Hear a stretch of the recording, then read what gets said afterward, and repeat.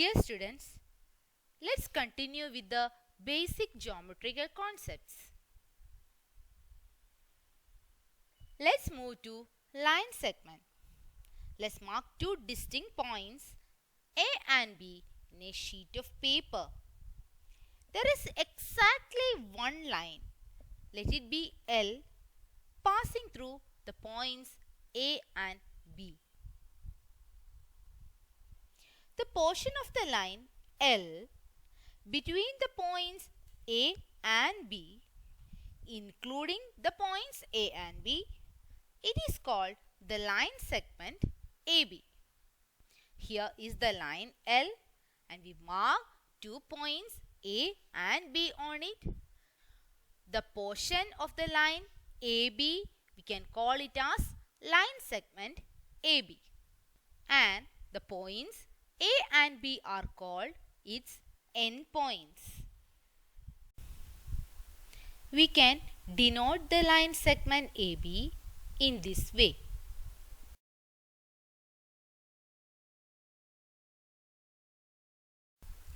Let's consider the line segment AB.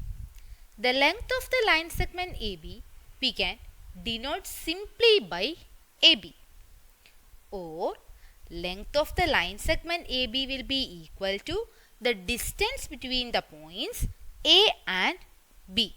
Here we consider two lines or two line segments AB and CD.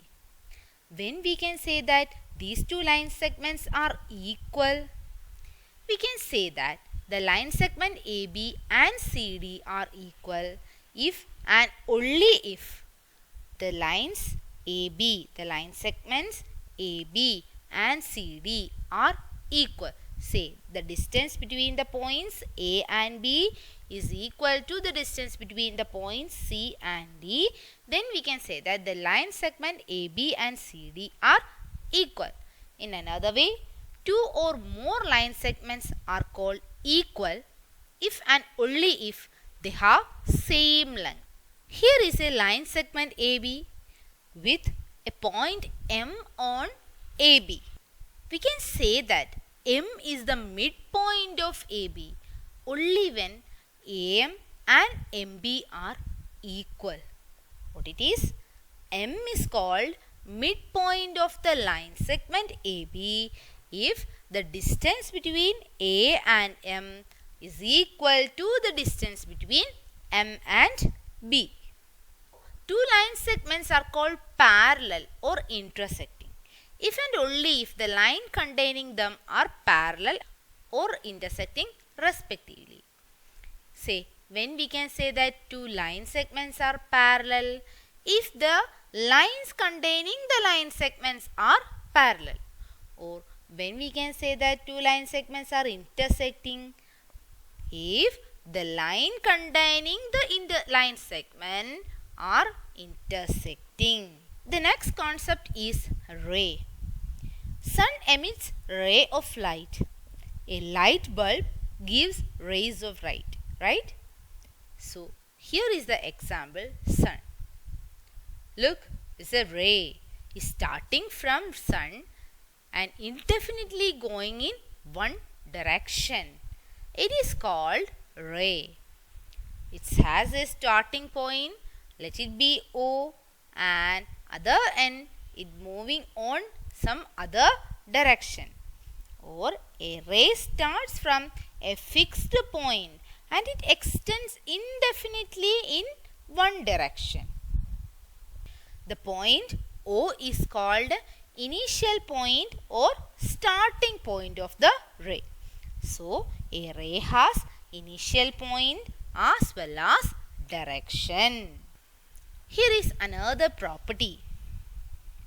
You can see here a point and some other rays. The rays, the starting point is that point itself, correct? So, we can say that an unlimited number of rays can be drawn with a given initial point. So, for a fixed initial point, we can draw unlimited number of rays. If there is 2 points, In this figure, you can see that O is the initial point and one more point is given as A. We can draw only one ray passing through two given points. One is the initial point and other is any of the other point. So, we can exactly draw only one ray which has initial point and passes through any of the given point. Ray OA we can denote like this. What is the meaning of OA or ray OA? The starting point is O and it's moved indefinitely to the direction of OA. Here is a line given. Let it be L. 3 points are marked there, B, O and A. Let's consider the point O as the starting point. How many rays you can find here? Yeah, 2 rays you can find here. One is OA and other is OB. Tell me what you can find from OA and OB.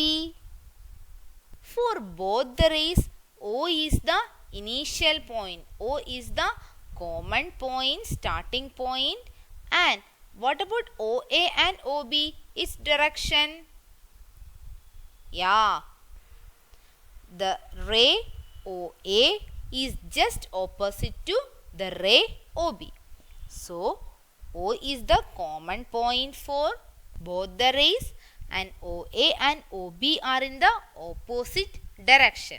Such two rays are called opposite rays. So, rays with the same initial point and opposite in direction is called opposite rays. Here is a small homework for you. Write the distinction between line, line segment and ray. Thank you, dear students.